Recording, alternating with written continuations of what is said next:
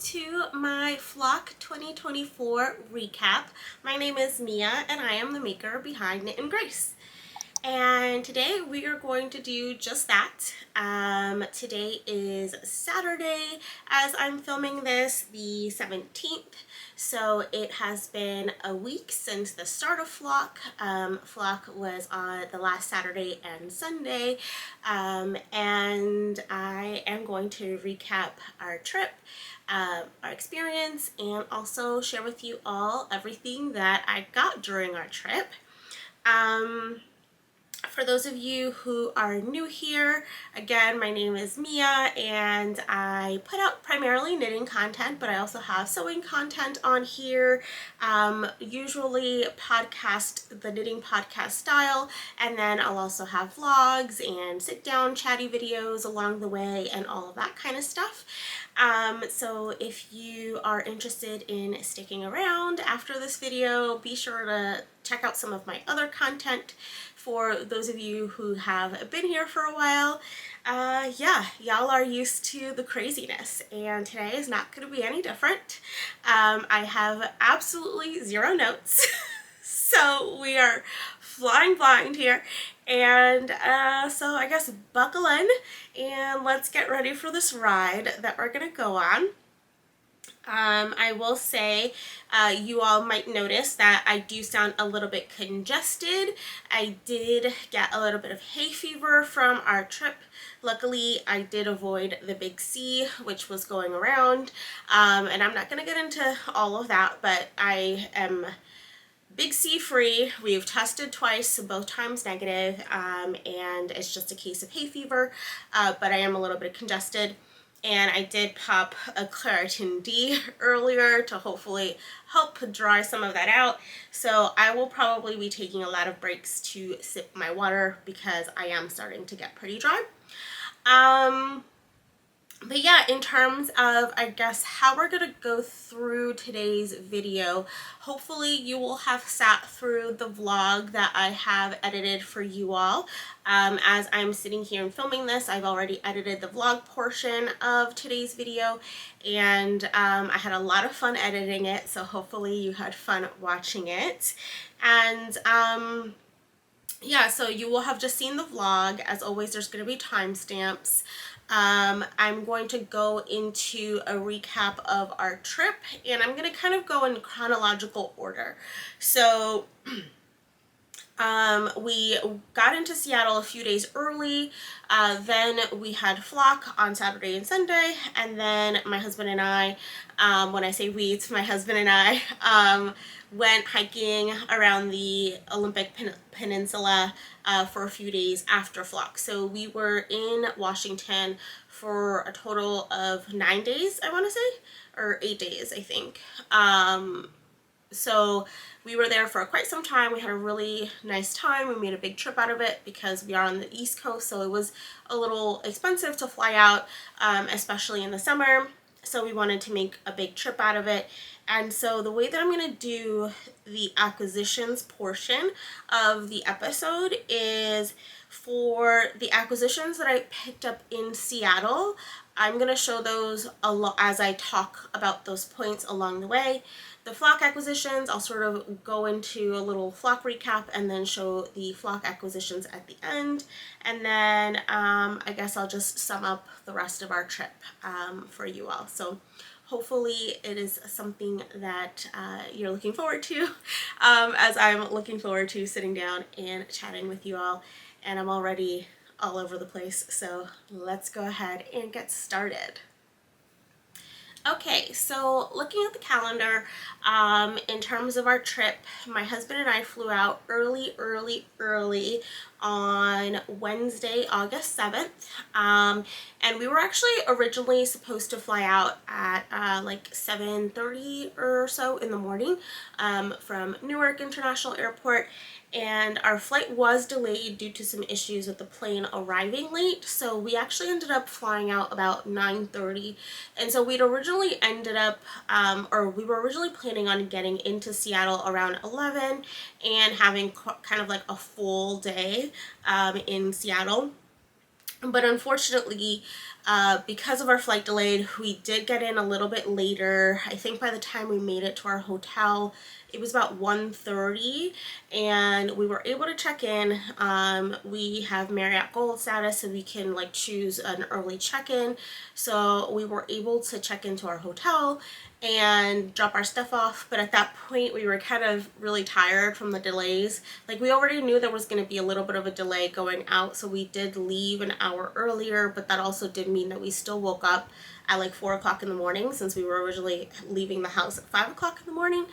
And so we did leave an hour later, just accounting for that, but you know, then our flight was still further delayed another hour once we were at the airport, which was a little bit much. And since we weren't expecting to be delayed for that long, we didn't actually stay in the United Club because it was a little far from our gate.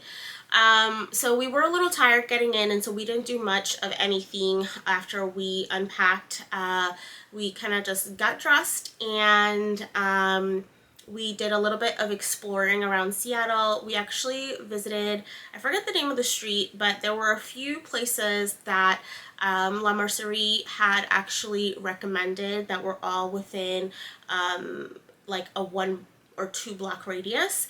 And so one of them was Oddfellows Cafe, which is where we ended up going and having kind of an early dinner, late lunch situation. And then there was the bookstore that was pretty much right next to Oddfellows. And then of course there's Molly Moon's ice cream, which was just around the corner. And typically I'm not a big ice cream person, but of course I had to try the ice cream while we were there. So the first day was pretty chill. I did stop in and get something at the bookstore, and it is a book that I have been looking at for quite some time, and I hadn't pulled the trigger on it just because I didn't know like all the patterns and if I would like all the patterns, and I wanted a chance to kind of really look at it. And I believe the bookstore, is it called Elliot's? I have my little bookmark here.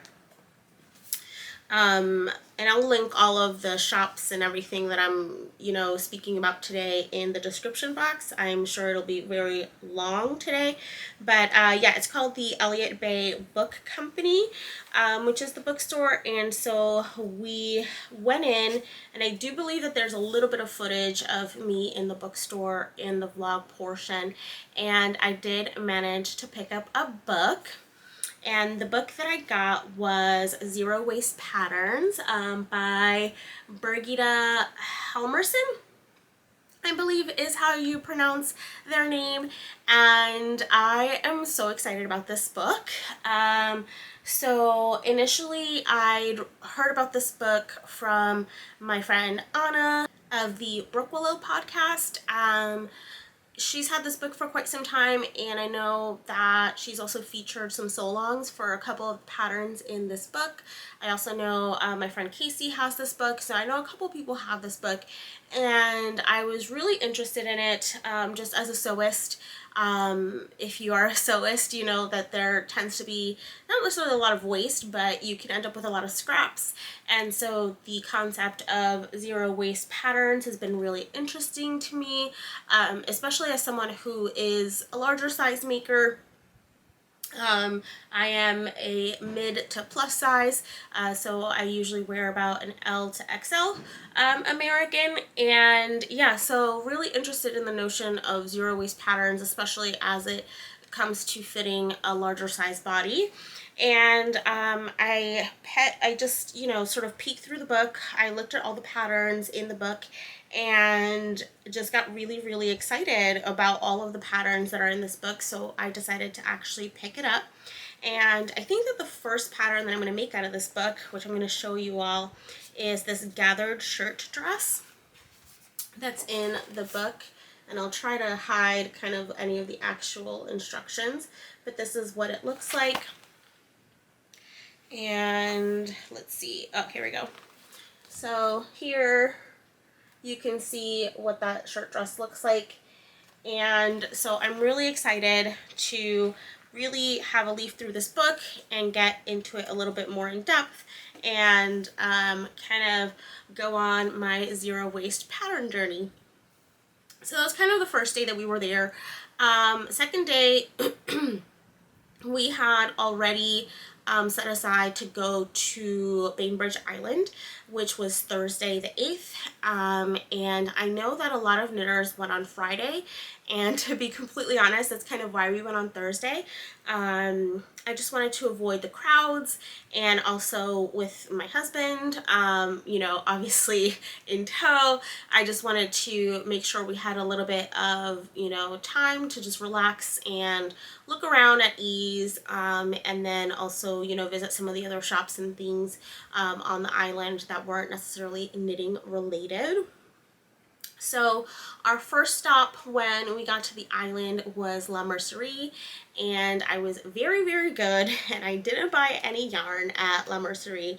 And I'm trying to look around. I don't think I have them here, but I did end up buying a set of needles because I was working on a project that I needed short circulars, and I had forgotten my short circulars at home, so I got a pair of needles, and then I got some buttons for a dress or a top that I'm going to be making that I need buttons for. So I was very good, and I didn't buy any yarn there.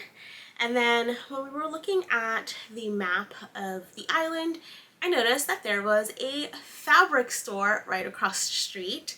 Or I should say, before that, we did go into a little souvenir shop, and my husband and I always get a Christmas tree ornament from all of our travels. So we did pick up an ornament.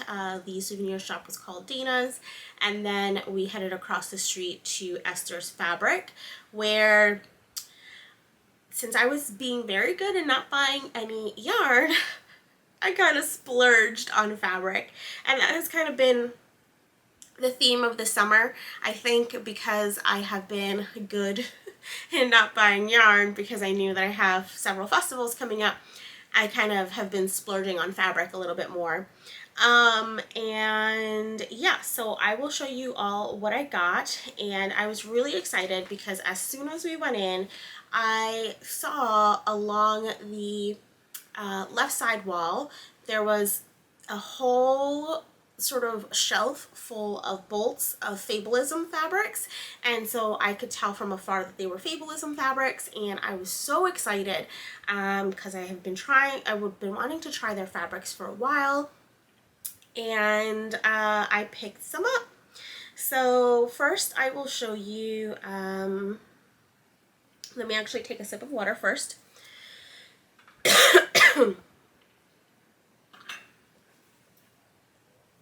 So first I will show you, I got this little fat quarter bundle from there, and so this is what it looks like, and I left it in here because I wanted to show you all, have it looking all pretty.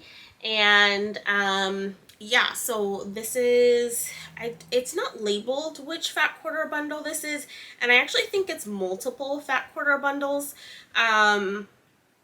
from their latest 2024 fabrics. So picked up this bundle for $88. It is, how many fabrics? 1, 5, 6, 7, 8, 9, 10, 11, 12, 13, 14, 15, 16, 17, 18, 19, 20 different fat quarters in this bundle, and I am really excited to cut into this.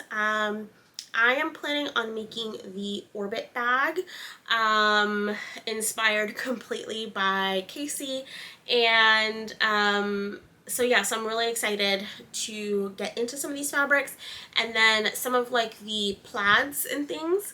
I'm actually planning on making a scrappy Hinterland dress, hopefully within the next few weeks, and so I think that I'm going to incorporate some of like the plaids and things that I would normally incorporate in some of like my apparel sewing into that dress as having sort of, you know, some special Fabulism fabric.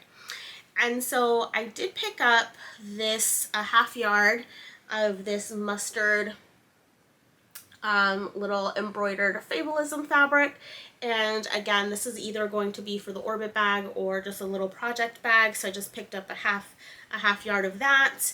And then I picked up, and this has been pre-washed, so it is a little crinkled, but it's that same sort of embroidered fabric in this beautiful, beautiful brown color. And so I picked up 3.5 yards of this one, and this is ultimately going to become a fully buttoned sleeved hinterland dress. So I'm really excited about that. I also did pick up some buttons, and they're in this little pouch. So I'm gonna go ahead and open them so I can show you what those buttons are gonna look like. So I apologize for the crinkling.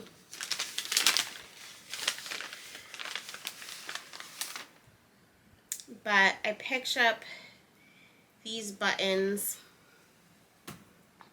that have a little bit of a texture on the inside, and I think that they're just gonna look really, really great in the hinterland dress pattern.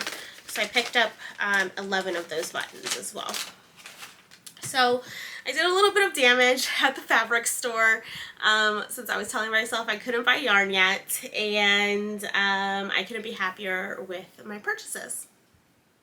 So the next stop is we did go to the bookstore on the island, and we picked up a few souvenirs for folks, a few postcards and whatnot. We also had lunch at Cafe Hitchcock, which lunch was absolutely amazing. One of the booksellers at the bookshop recommended that we have lunch there.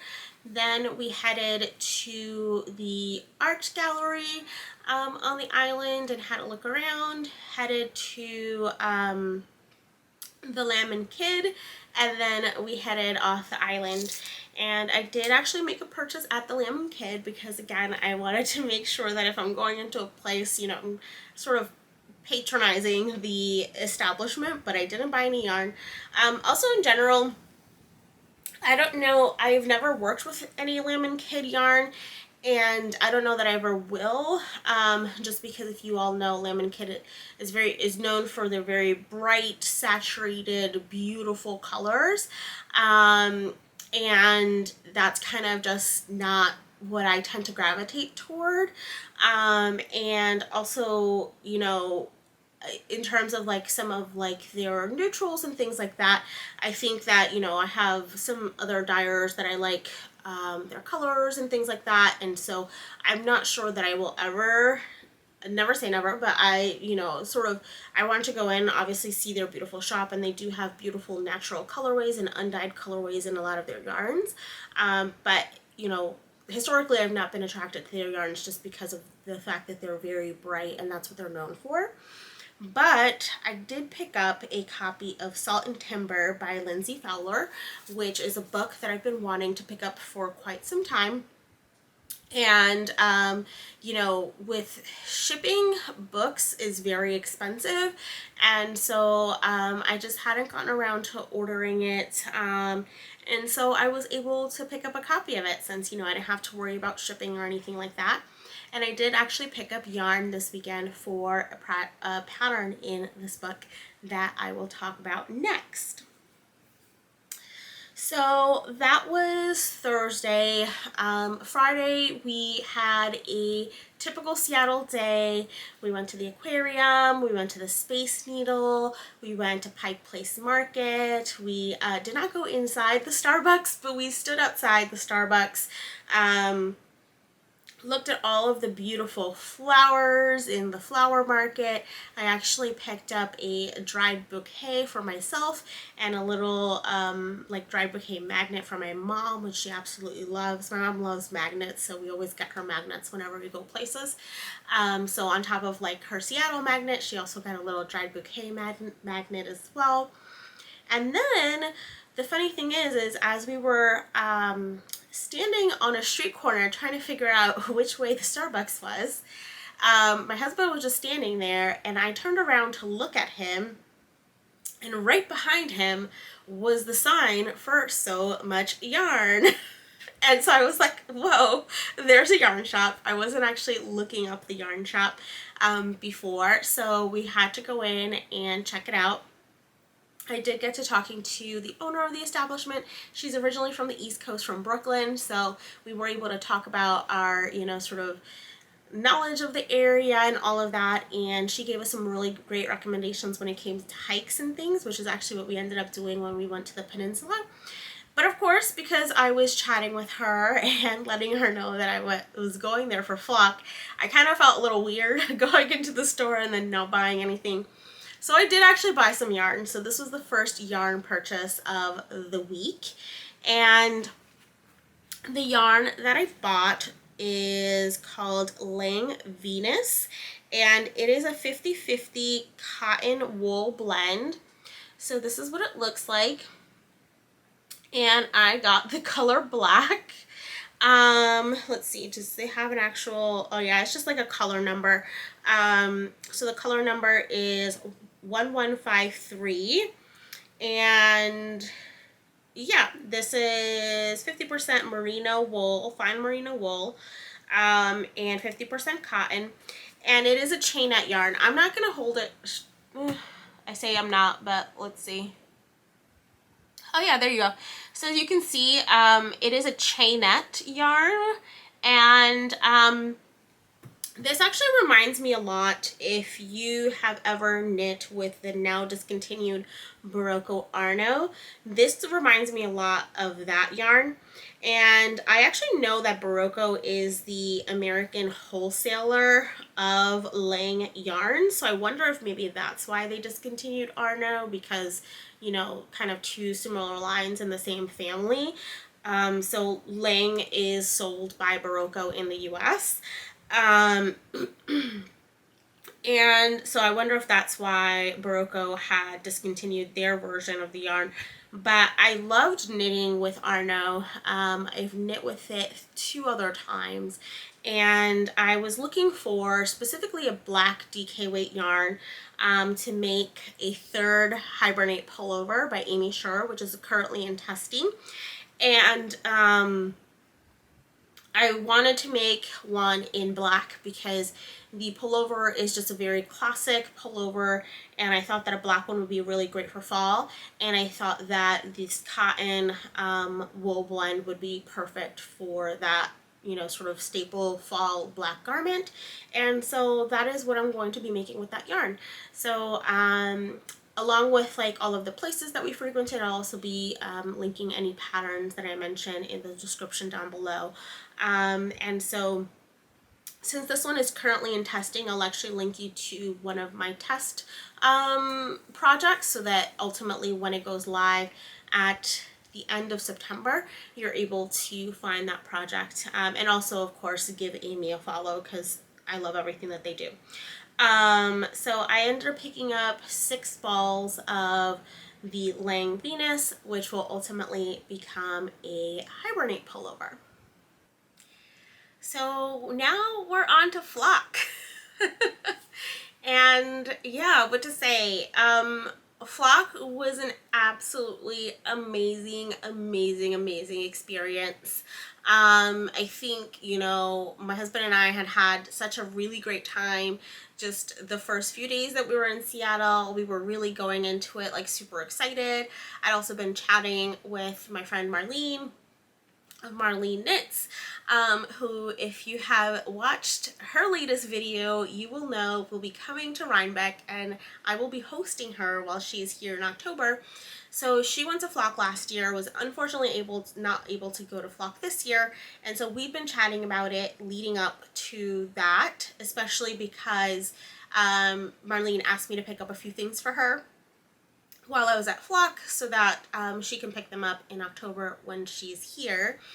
And so, you know, we kind of came up with our game plan, and we were just really excited going in. I want to say like the week leading up to flock, I did watch a bunch of vlogs from folks that went last year, and yeah, I mean, I'm friends with a lot of the vendors that went, and I had some of my friends that were going as well. So I was just really excited to get to see people, get to meet people in real life, get to squish people for the first time, and get to see some of my friends again.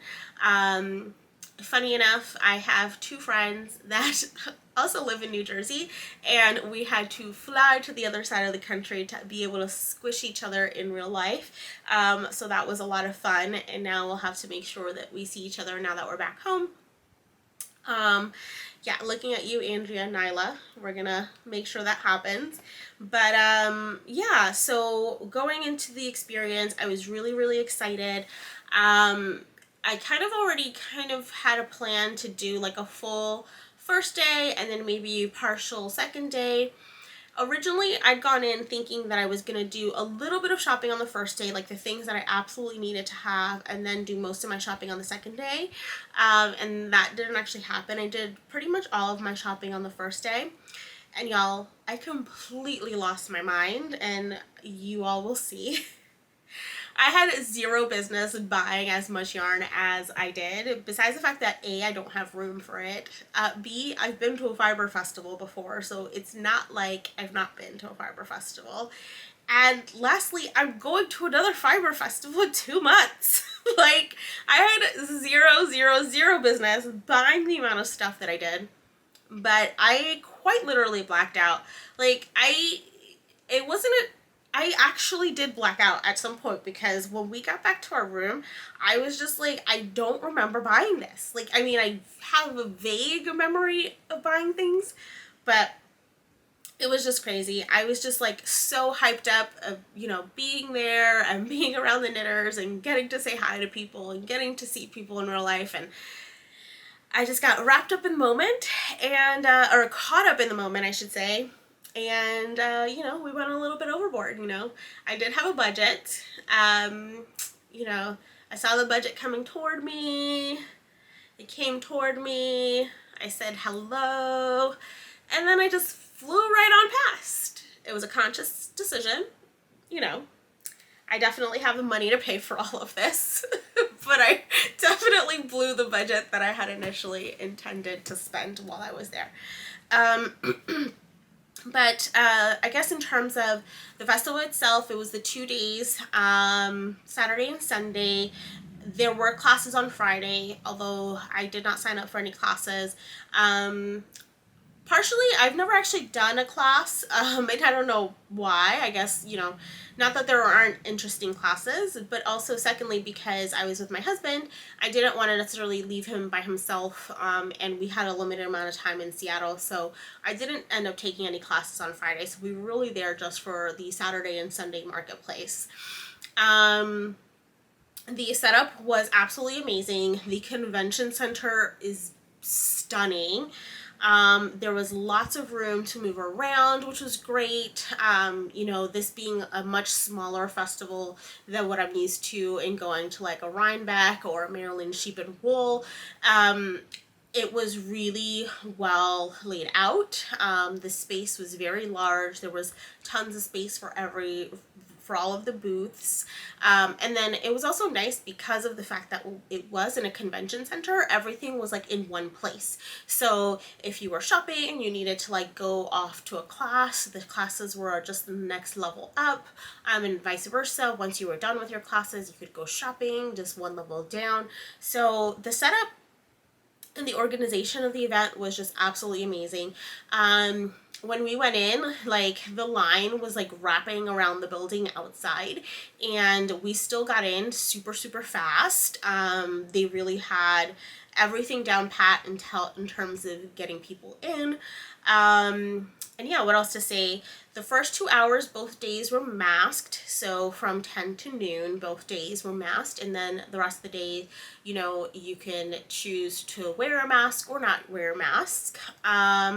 And yeah, it was just like an overall just absolutely fun and chill vibe. Like, I think that's also another thing that I think of, you know, when me as an East Coaster, when I think about like the West Coast, I just think about chill vibes and fun people, and I think that you could really feel that in the event overall. Okay, we're back after a quick battery refresh and a chug of water. But yeah, so the first day, I kind of had a little bit of a plan of attack since I had my husband with me. to make sure that I got the things that I wanted. And so we did go for the 10 o'clock opening. I think by the time we made it to the marketplace, you know, made it through the lines and everything, it was probably like closer to like 10:30, 10:45-ish by the time we got into the actual marketplace. And so I set him up at the merch line with his list of things that I wanted him to get, and I beelined it to Hello Lavender to get a few things there. And then from there, what I did was I had a few things that I knew I wanted to get, so I hit up those booths, and then we spent the rest of the day kind of just running into people, taking pictures, and purchasing way too much yarn. So that was day one. And then day two, my husband had had enough of, unlike Rhinebeck, which is I think more his cup of tea, and also, I don't know, has he ever gone to both days of Rhinebeck? I don't know that he's gone to both days of Rhinebeck before, but I think he's a little bit more interested in Rhinebeck because Rhinebeck is kind of like that traditional more 4-H style festival where there's a lot more things other than just yarn buying to do. So he was a little over the yarn buying, although he was a really good trooper. He took some amazing pictures. His photography skills are improving greatly, so thank you to Roberto. And he went off to tour the arena. He is a big hockey fan. I think I've mentioned that on the channel before. We go to a couple hockey games every year, and I take my knitting, and my needles end up, you know, flying whenever something happens. And I almost stabbed my neighbor in the eyeball with my knitting needles. You know, it's funny because people look at me like I'm crazy when I'm knitting at hockey games, but I really enjoy it, but it is a little bit dangerous to knit at a hockey game, at least if you're a hardcore fan. So he went to tour the arena on the second day while I went in for just to catch a few people that I hadn't caught the first day. We were DMing and just making sure that we caught each other, and then also you know, just to say bye to some friends, and then also, you know, just scope things a little bit more quietly, and also get some b-roll for the vlog, if I'm completely honest. So I was there for maybe 2 hours on the second day, and then yeah, so I was like there maybe for like 2 hours. We went to brunch, back to Oddfellows to brunch. It was absolutely amazing in the morning. And then he went off, I went off, and then I hung out on the stairs that I think at this point, if you've watched a few of these, you will have seen already the seating on the stairs. I hung out there and knit on my socks that I took as my travel project while I waited for him to come back and meet me after his excursion. So we had timed it so that we both sort of, he had his tour at like 12:15 or so, and so I probably left the hotel around the same time, and we timed it so that by the time he was done with his tour, I would be done with my stuff, and then we kind of spent the rest of the day hanging out in Seattle, and also just getting ready to leave because we were ultimately leaving bright and early the next day to drive to the Olympic Peninsula. We did attend the rooftop party on day one, so the end of day one, and that was a lot of fun, just getting drinks and food and getting to see people and take pictures. The views were absolutely amazing. The drinks were really good. And yeah, and then from there we went to the Olympic Peninsula and we just did a lot of hiking. So not too much to say about that, but you know, I did do a little bit of a photo shoot at La Push for the Hibernate Pullover, again in testing, and we didn't spot any vampires or werewolves. Although my husband, the whole time, he was like, why? I kept saying, you know, La Push, baby, we're going to La Push. And he was like, what in the world is wrong with this lady? And he obviously has never seen Twilight. doesn't understand the reference. And so yeah, so we went to La Push. We also drove through Forks. There's not really much to do in Forks, but they heavily lean into the Twilight fan base. I will say that just from our drive through the town. And we just went hiking, and that's kind of where my hay fever came in. We did hike Hurricane Ridge one of the days, which we did the Hurricane Hill Trail, and it is marked as moderate, and I will let you know it is definitely a moderate trail. Some people think that because it's fully paved, it is beginner friendly. It is not beginner friendly. It is completely uphill incline, and it's actually kind of, the end of it specifically kind of feels like when you're driving through switchbacks up and down a mountain is essentially what you're doing going up and down the mountain, or going up the ridge. You're essentially walking up switchbacks till you get to the top, and then you're able to see both the BC side of the peninsula as well as the American side of the peninsula on either side of the top of the ridge, which was absolutely stunning.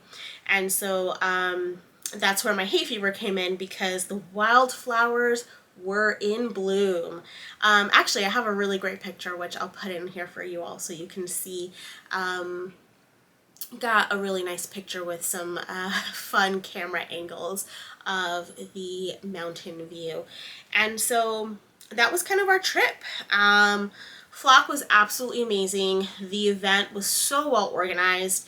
La Mercerie did such a good job with the event, and I'm really bummed that unfortunately it is quite expensive for us to go, so we won't be able to go like every year, but you know, we'll probably, hopefully, if the event continues, go in a few years' time, and definitely continue to explore that area of the country, since this was both of our first time going.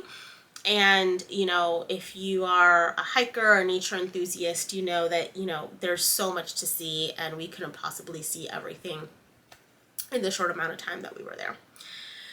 So with that, I will get into all of my acquisitions, and then I will show you my finished objects for the trip. It is about to storm today, so I see that it's starting to get dark, so hopefully we have enough light to get through this. But let's go ahead and get started. I am going to start with the merch that I picked up, or in this case that Rob picked up. And so I picked up 3 things that were official merch. So the first thing I got was the bag, which is absolutely massive and the perfect size, and what to say, I mean, it's just really great. It's really great quality. It has a zip top, it has a pocket on the inside, and yeah, this is one that will be used for years to come. And while we were there, it was full to the brim, full of yarn. I also got the sticker because, of course, so I got the official logo sticker, and I was able to pick one up for Marlene as well. And then I decided to go with the sweatshirt. So I got the sweatshirt, and again, it's the Flock logo. I love the color of this sweatshirt. I also love that it's a pretty lightweight sweatshirt, and I actually ended up wearing this sweatshirt for the entire time we were on the peninsula, because the sweatshirt that I took with us is actually heavier sweatshirt. It's more like a winter sweatshirt that I wear here, and it would have been way too hot, so this actually came in handy while we were there. They are unisex size, so I went with the size L, which is a little bit, it's still a little bit tiny bit tighter than I normally like in a sweatshirt. Like, it fits me perfect, like as a sweatshirt should, but I tend to like them a little bit more oversized.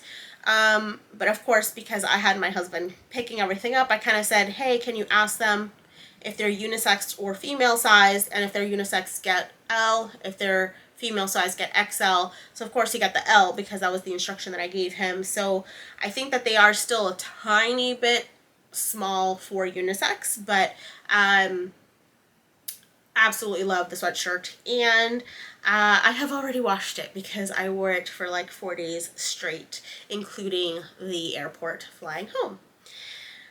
So my first stop was Hello Lavender, and I will get those goodies. So from Reshma's booth, I did pick up the Hello Lavender logo tote. And so it's just a nice recycled cotton tote with the new logo on it. And primarily because I had so much stuff, but also because I did want a tote. And actually I have two of the things here. So while we were there, I did pick up 2 of these little Notions tins, which have little vintage flowers on them. And then I picked up lots of stitch markers. So let's see here. I did pick up the official Flock stitch markers. Oh, it looks like they're combined, or I should say mixed matched. So here we go. Yep. So I did get the official Flock stitch markers as well as the little accent flowers in the colors of the Flock stitch markers. So let me show you what that looks like.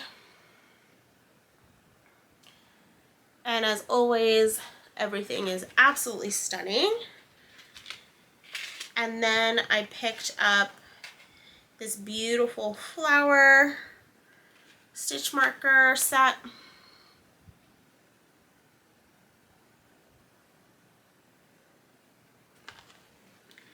And then I did pick up the 3 different colors of the granny square that she mentioned she was going to have. She previewed on her Instagram. And so I did pick up all 3 colors. And the reason for that is that one of these will be for myself, one will be for Marlene, and one will be for Cece of Stitch Witchcraft. So yeah, so we'll all pick whichever colors we like best, and we will all have matching stitch markers. So I'm really excited about that. So that was everything that I got there, and that was my first stop of the day. Let me see. I feel like I want to show you all the stitch markers that I also got at Denim and Rain, and I feel like I had gotten something else there, but I guess we'll have to find it. But since we're on kind of the stitch marker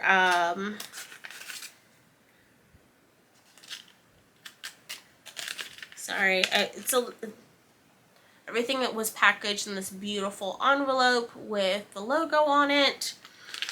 And let's see, yeah.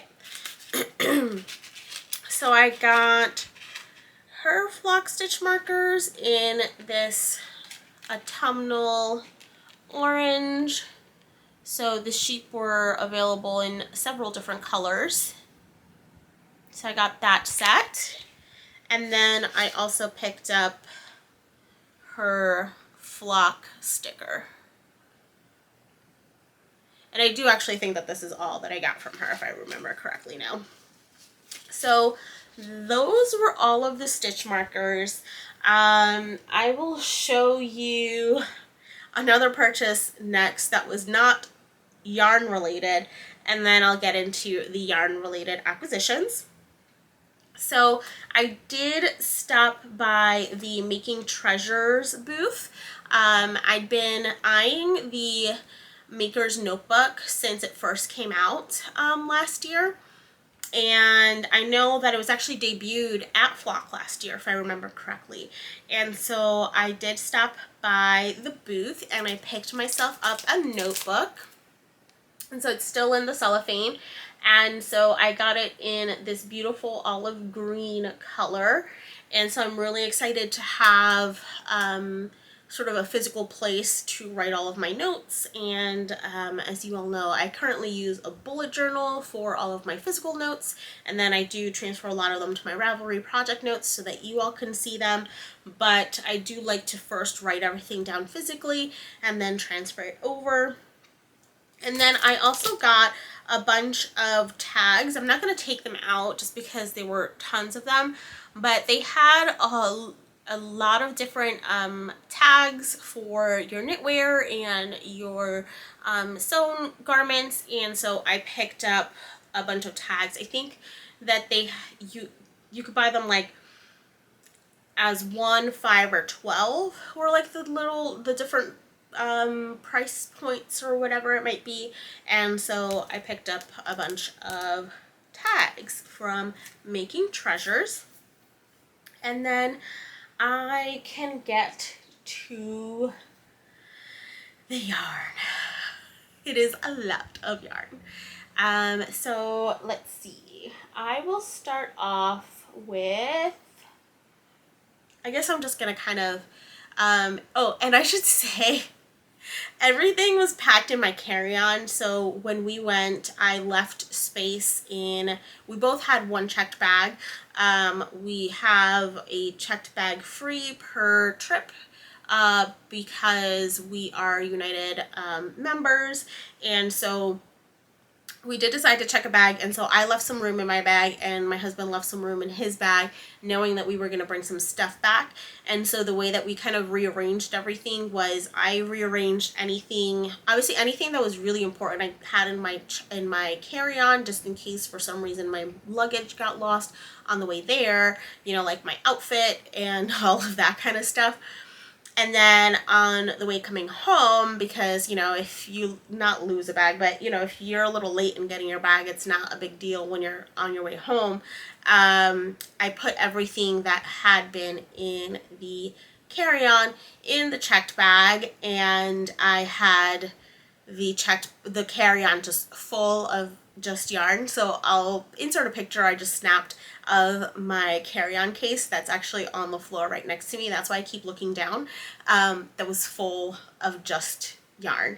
Pretty much everything that you're seeing here was what was in the carry-in case and nothing else, because I did not want to run the risk of any of this getting lost, because this is quite a bit of an investment that I made this weekend. So I'll just kind of take stuff out as I see it closest to me, and then I'll show you it as I pull it out.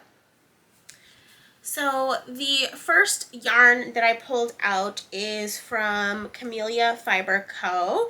And I love Sylvia and everything that she does, and she is one of my yarny friends. I'm very lucky to call her a friend. And so of course I had to stop by her booth, and I did get the color that she debuted at Flock, which was called Garden Rose. And I got the color on her flax fingering weight, which is a 50% alpaca, 25% linen, 25% silk, and it's 437 yards to 100 grams. And it's non-superwash yarn. And again, this is the color Garden Rose. And this is absolutely stunning. I actually ended up getting 5 of these hanks. So I'm just holding up 3, but I got 5. And ultimately what I'm going to make with these, I'm going to hold it double. And I am going to make the Colette Tee by Sari Nordlund. And so I've been looking at the Colette pattern family for a while, and I actually met Sari while I was there, and I've tested for Sari before, so I got to chatting with her, and I specifically wanted to get this yarn for that tee. So that was one of the few things that I actually had in mind, like this is a specific yarn and a specific pattern combo. And I do like to go into these things with a few different patterns in mind so that I'm not just buying willy-nilly. And so I knew that I wanted to get this yarn for the Colette one of the Colette, either the Tee or the Tank, and then ultimately after seeing Maya and Emily's Colette Tees, I decided that I needed a Colette Tee also, and so I got 5 hanks of it for that pattern. So the next yarn company that I purchased yarn from, I'm actually going to do in 2 bits, and I'll tell you why as I tell you the story. And so this is Sonder Yarn Co. And so you all know that if you're a returning viewer, that I knit a test knit at the beginning of this year for Veer Knit of the Citrine Jumper using Sonder Yarn Co. that was sponsored. And I love everything that Melissa does, and I got to meet Melissa and squish her, and we talked about the fact that, you know, she at one point lived in New Jersey with her family, and so we talked all things Jersey, and so it was really great. I also met Sasha of Rhoda Knits that was traveling with her, and yeah, we all just got to chat about Jersey. I don't know why, I was like, Jersey was the theme of the weekend, for me anyway. And so I've gone specifically knowing that I wanted to get 2 things of Sonder Yarn Co. One was their Lush Sport, or Luxe Sport, I should say. And the reason why is I had actually planned on getting this a while back to make the, oh my god, the name just escaped me. It is the pattern that I tested for Sam Garrett. It's the tiny scarf. Oh my god, I can't believe I've made it twice. Why can't I think of this right now? Small fry. The small fry scarf. I'm gonna leave this all in here because this is gonna be very minimal editing. I'm filming this very late in the day. Y'all are just gonna get what you get. But I had originally wanted to make the red version of the small fry scarf in this yarn because you could get 1 scarf out of 1 hank of yarn. And the shipping from Canada to the US has recently increased. And so it would have cost me half the price of this yarn to get it shipped. So I believe it's about $30 a hank. And I would have had to pay another $16 just to have 1 hank shipped. And I just couldn't do that. I was just like, that doesn't make sense. And I wasn't purchasing yarn, you know, in a major way at that point. So I didn't want to place a large order. So I knew going in that I wanted to pick some up. And ultimately I ended up getting 2 hanks. Because I couldn't decide between the colors, and you guys are going to be like, okay, of course. You're going to, I mean, if you are a returning viewer, you are not going to be surprised by any of the colors that you're seeing here today. Let's just be completely honest, okay? It is what it is, right? I know my colors. I like my colors. You guys know what colors I like, and those are the colors that I like, and that is what filled my bag this weekend. So the Sonder Yarn Co., the yarn is the Sunday Morning Luxe Sport, and it is a 65% BFL, 25% Massam, 10% Cashmere. And I picked up 2 colors. So I picked it up in Heirloom and Perfectly Burnt. So the orangey color, they're definitely coming up a lot more saturated on the camera right now. But the orangey color is the Perfectly Burnt, and the deep rose is called Heirloom. And so I picked up 1 of each of these because ultimately they can either, the meterage on this is a lot. It has 300 meters, which is 328 yards. So essentially I can get either 1 tiny scarf or 1 hat out of these. So that's why I picked up 1 of each. And then I also had wanted to try the flax yarn that Melissa has come out with, and I had a specific color in mind because I wanted to make the wrap that's actually in the Salt and Timber book. It is the Bowline Wrap, so I'll show you what that looks like. So that's what that looks like. And let me see if there's a,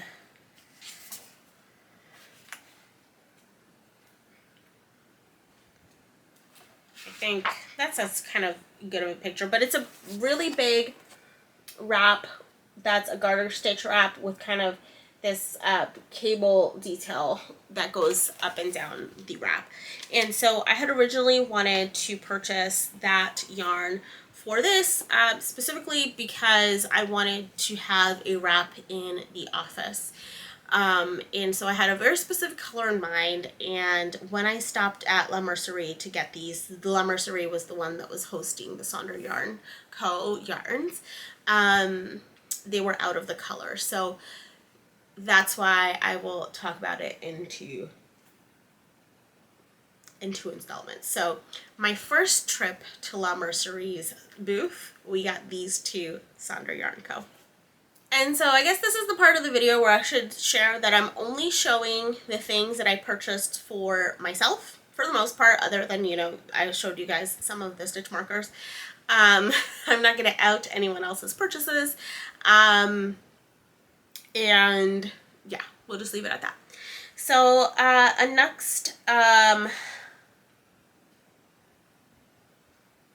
next booth that I have to highlight today is Little Fiber Co.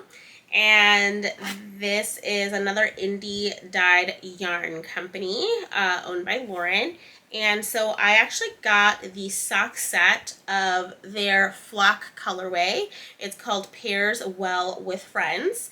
And this is on their merino sock, which is 85% non-superwash merino, 15% mulberry silk.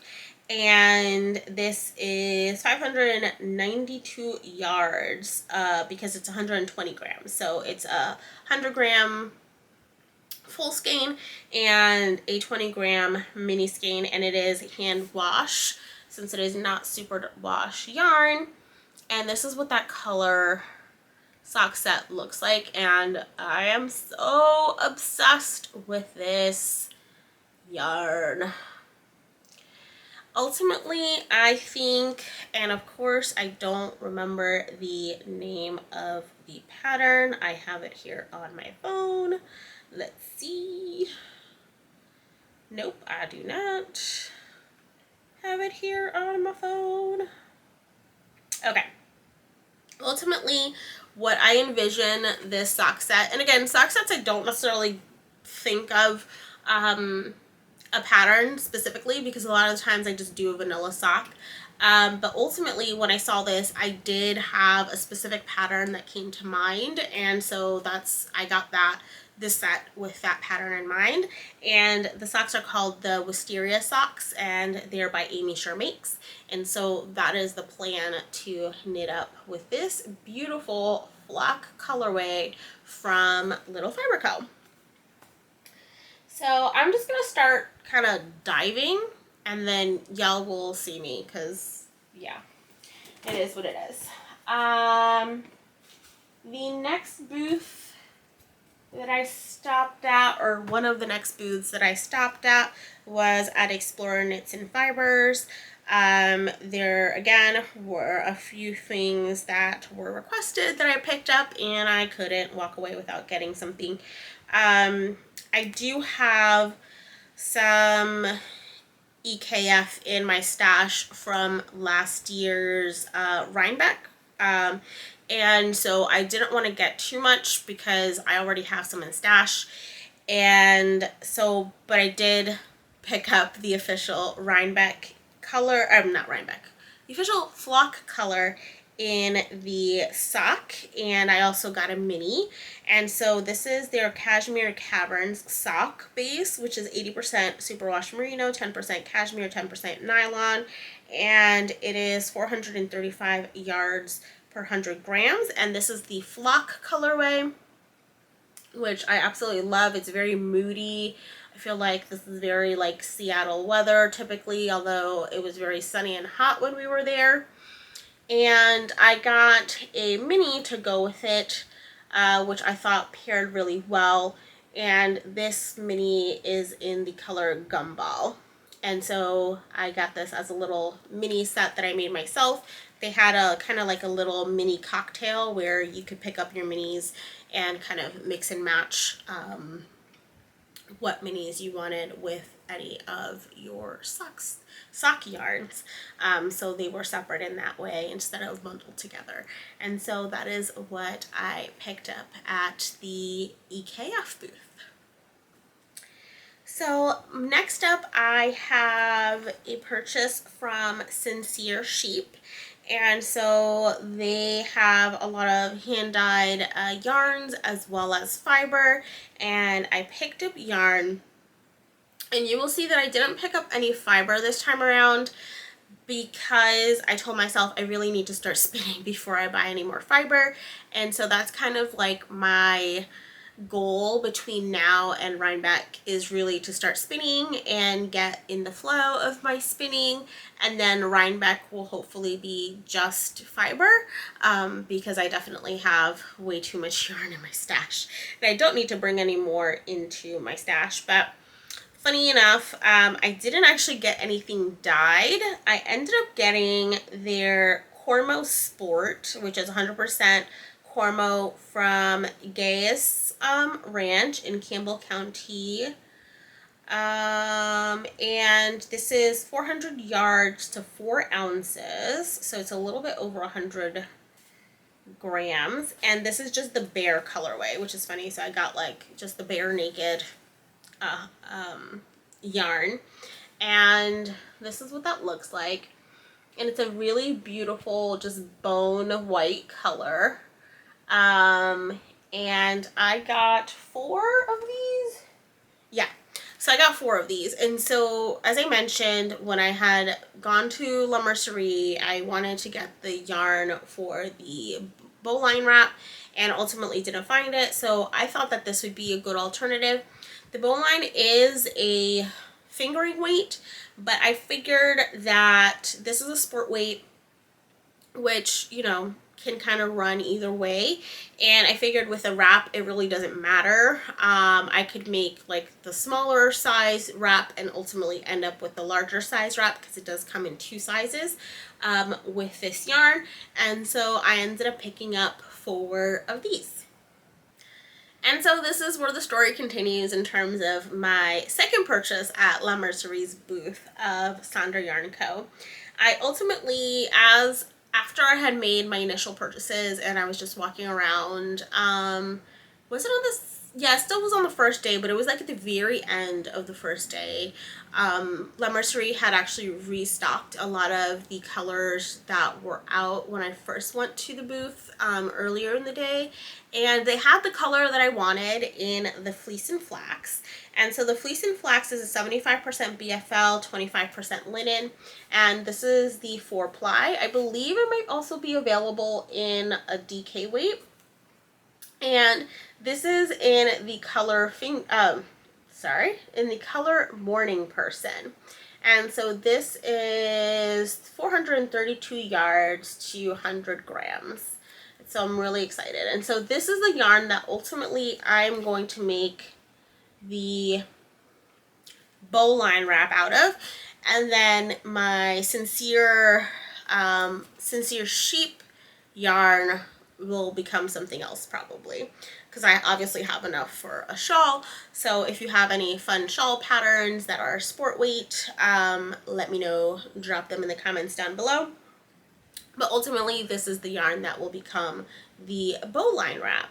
And so I picked up 4 of these, which is how much I will need for that wrap. And I am really excited. On the camera it looks very taupey. In person it actually is, I mean, it is a taupe, but it's actually a pink, it is a pink color. So it is a very light, like ballet pink that leans toward a taupe. So that is what I was looking for. To me, pink is a neutral, but especially this pink is definitely a neutral. And so that's why I wanted this specific color to make myself a wrap, so that I can wrap myself up when I'm cold in the office. So last but not least, I have what I picked up at Ritual Dyes. I will show you this in 2 parts, just because it's too much yarn for me to hold in one hand. And so when one of the patterns that I had been thinking about getting yarn for that I've been wanting to make for a while is the pressed flowers. And so I wanted to get yarn for that while I was at Flock, especially because, again, I think you all notice I don't tend to knit a lot with indie dyed yarns, and so I thought that that was a perfect project to showcase indie dyed yarns in, you know, sort of a way that is a little bit brighter and maybe not a normal color in my color palette. And when we walked by Ritual Dyes, their Flock specific colorway, which I believe was called Sandstone, was just absolutely stunning, and it called to me. And I initially grabbed up enough of that color to be the contrast color for the pressed flowers shawl, which, by the way, Casey of Young Folk Knits is actually running a knit along right now, and I believe that there is a discount code on the shawl pattern available. So check out her post. I'll link it down below if that's something that you are interested in. But I'd originally, as I was mentioning, I originally grabbed the contrast color or the Flock colorway thinking that it was going to be the contrast color for the wrap, and I kind of went to the other yarns to see what they had, and ultimately I wasn't feeling, it also was a very orangey colorway, and not like orange, like an autumnal orange, the way that I typically gravitate to. It was more of a like a sunset orange, like a really like bright sunset desert orange, which was still stunning, and that's why I thought it would be great for the contrast color, but I wasn't really loving how it was jiving with the other colors that they had. But I did fall in love with two of the colorways, and so I ended up putting that one down, and I got these two colorways instead. And so the base is their Priestess base, which is a 4-ply DK weight superfine merino wool. And so I got these two colors. And so the light color is called Bittersweet. And let's see, the golden color is called Pyrite. And so these were the colors that I ended up getting. So Bittersweet will be my contrast color, and Pyrite will be my main color for the shawl. So I think that you all will see, like, even these are more of my colors that I tend to gravitate to. And how many did I get? I got 3 of the Pyrite and 2 of the Bittersweet, which I think, because this is 218 yards, I think that I'm going to be playing a little bit of yarn chicken, but I think that with the way that the wrap is, I should be fine. Hopefully. We will see. Famous last words. But I did pick this up. And then as I was looking around their booth, I fell in love with another color, which you all are going to be like, yeah, we can see why you fell in love with that color. And that is the other color that I got. And this is in their Elder base, which is a light worsted. And this is a US grown and milled 100% Rambouillet. It's 190 yards per 100 grams. And this color is called Clay. It is a little bit more saturated on camera. In person, it is more of like a terracotta salmon. So it is more pink leaning on camera. It's looking right now, at least how I see it in my viewfinder, is looking a little bit more orange leaning. In person, it is more pink. Let's see if I hold it back here. Oh, that's a little better. But yeah, so this is like a, I would describe this as like a terracotta salmon. So of course, y'all know I had to pick some of this up. So I got 5? I think I got 5. I think I got 5 hanks of these, and this is ultimately going to become the campus vest by Amy Sher. So I'm really excited. This is going to be a fall project, and depending on how things go, this might be my Rhinebeck Day 2 project that I wear. So we'll see how I get to all this knitting. And as I'm looking at like the pile that is growing in front of me, so you all, the way that I set you all up is you're actually on a tripod on my bed, and facing, you know, this dresser behind me. And so usually as I go through the episode, I have things on either side, and then as I talk about it, I kind of stack it all up in front of me. So this stack in front of me is very large, very in charge, and just reminded me how much money I've spent. And also not even so much of the money. It's like I have literally no space for all this yarn. If you all have been following me for a while, you know that I've recently downsized from a 1,600 square foot apartment to a 600 square foot apartment. So I have, besides the fact that I had zero business spending this much money, I had zero business bringing this much yarn into my house because there's no space for it. I mean, quite literally, I think some of this is probably going to have to go into the storage unit. Yeah. I darn lost my mind, guys. I lost my mind. I blacked out. I bought yarn. I mean, I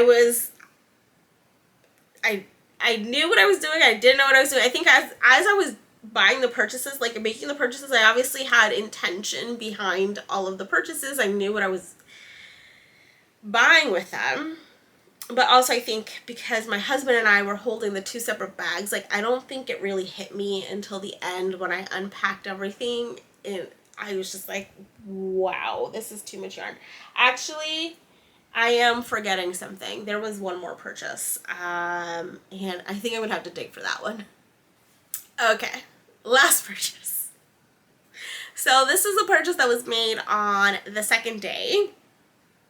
And so I stopped by my friend Kim of Newburgh Yarn Co.'s booth and picked up 2 skeins of yarn. And so this is the authentic DK, which is 100% non-superwash merino. It's 246 yards, and I picked up 2 hanks in the color Parlor. It's looking a little bit more Merlot on camera, at least in my viewfinder. Again, in person, this is a very deep dusty rose color. Oh, that looks a little bit more accurate as the sun is coming out and blowing out the color, and now the sun has disappeared. So yeah, it is kind of like a Merlot that leans very pink. This is a very deep pink color. And I absolutely fell in love with it, and I got 2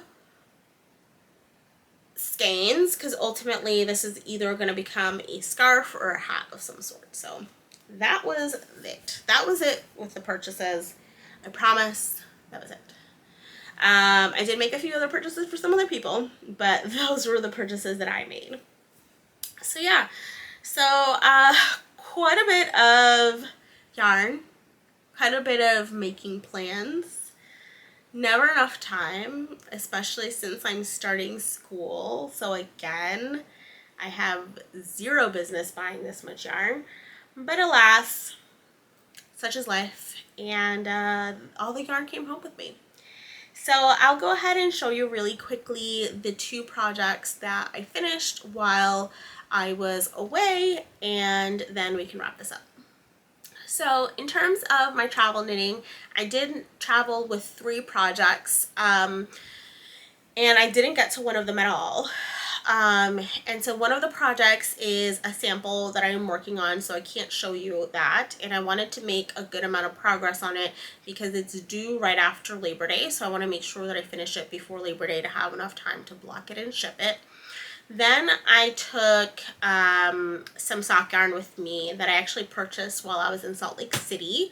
So I cast on some socks to start. I started just the very basic part of the sock so that I would have that for the trip. So on the flight there, and pretty much when we were in the hotel room, I was working on the sample that I'm working on. It is mostly stockinette, so I was working on that, and then when we were out and about is when I was working the socks until I kind of got to a place with the sample that I didn't want to knit it anymore, and then I knit socks pretty much for the rest of the trip. I also took my Bookclub cardigan with me, however, I didn't make any progress on that at all. I haven't made any progress on it since the last podcast episode, so you all will remember if you saw that I finished the third ball of Moda that I'm using, and so I took just one ball of Moda hoping that I could finish that one ball while I was on the trip, but honestly I just didn't feel inclined to pick it up. I think that I was just tired enough and not necessarily overwhelmed. It wasn't a bad overwhelm, just, you know, kind of just overwhelmed in a good way, I guess. If there's, I don't know, I hope you all understand that, but I was just maybe just a little bit, again, just overwhelmed in a good way to focus on a pattern. And so that's kind of why I really stuck with the socks. And so I actually ended up finishing 2 pairs of socks. And so what I took with me was I got some, where is it? It's here somewhere. Here we go. I got some Backcountry Knitter sock while I was in Salt Lake City at the beginning of May, and I got 2 skeins. So I got 2 colors, one variegated and one semi-solid, to hold together and make socks. And so I knew that I would be able to get 2 pairs of socks because of, obviously, there are 2 skeins. And so typically a pair of socks for me is about 60 grams. So I can get, you know, a full pair of socks and shorties from 1 skein, or I could, what I usually do is I get a full pair of socks and then I'll use the rest for contrast colors for other socks. And so these are the 2 colors, and this is actually what I have left. So the one, the orangey one, this one is called Horizon, and then the variegated one is called Desert Rainbow. And so the first pair of socks that I finished are just my vanilla sock pattern, and I modeled these after the Summerlee Knits, forget the name of the pattern. I think I actually did link them in my project page. Let me take a quick look. Yeah, so these are inspired by Summerlee's Totally Rad Ribbed socks, and so I kind of just looked at them and, you know, kind of made up my own thing so that they looked very similar. And so this was the first pair of socks that I finished, and I'll go into detail on the socks in my actual podcast episode, but this is what they look like. And so for this one I used the Desert Rainbow as the main color and the Horizon as the accent colors. And so you see I have some stripes at the top, the peasant heel, and also the toe are in the Horizon. And then as I was finishing these up, actually, I finished these on the drive to the Olympic Peninsula. So I finished these very early in the day on Monday. I received an email from Amy to test their next pattern, which will also be released in September, and they're called the Cafe Socks. And I had zero business signing up for another test knit, but they were very basic socks, and looked very similar to just my vanilla sock pattern. And so I said, hey, if you just need someone, you know, extra, because there were 2 spaces per size, and I didn't want to take up kind of, you know, a space for someone else that might have wanted to test, because I test very often for them, and again, because they were a pretty basic pair of socks, I just felt like, you know, I would love to test for them and you know, knit the pattern, but I would have wanted to give someone preference if, you know, they preferred. And I think that for the size that I ended up making, they let in a couple more extra people than originally planned for. And so this is a sock pattern that is in testing. It is coming out in September, and again, I'll talk about it in the podcast episode and again once they come out. But this is the Cafe Socks, again by Amy Sher, and this is the sock that I made in the opposite colorways. So the main color here is the Horizon, and the contrast color is the Desert Rainbow. And so here you see I went with a thicker double stripe at the top. This one has your traditional heel flap and gusset. However, the heel flap actually continues the 3x1 rib. And then I added a little stripe at the toe as well before getting to the actual toe of the sock. So I thought that that was a cute little detail to use up as much of my Desert Rainbow as possible. And so that is something that I wanted to chat about, and I'll probably chat about it a little bit more in the video that I talk about this in my podcast.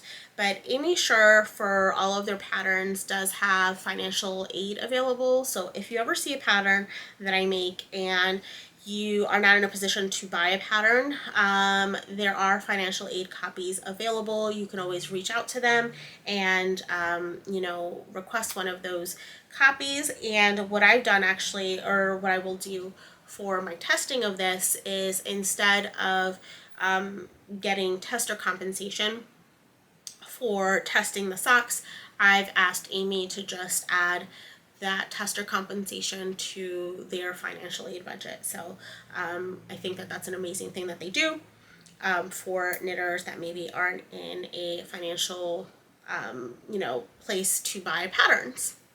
So this is what the socks look like together. And I am low-key obsessed with how they turned out. So 2 pairs of socks in a week. It's been a very long time since I've knit socks so quickly. So it was really fun to kind of get in the groove. I also kind of told myself that I could only bring in more sock yarn if I knit sock yarn. And so that is kind of also, I kind of had in the back of my mind the goal of knitting 2 pairs of socks on this trip, even though technically I went with just the 1 pair of socks, you know, in mind. And so since I knit 2 pairs of socks, I got 2 sock sets, you know, because the world needs balance, right? Hey y'all, so this is Mia from the not too distant future, realizing that I never talked about my flock outfits. So I will feature those in my next podcast episode going up Labor Day weekend, just because if I got on and tried to film all that, it would be too much, and honestly I'm quite tired already. So yeah, tune into the next podcast and I will chat through my flock outfits. So this video is going to be so long because right now we're at like 57 minutes. I know that I talked for about 20 minutes before my battery died, and I have the 15-minute vlog. So I hope that you have stuck around this far.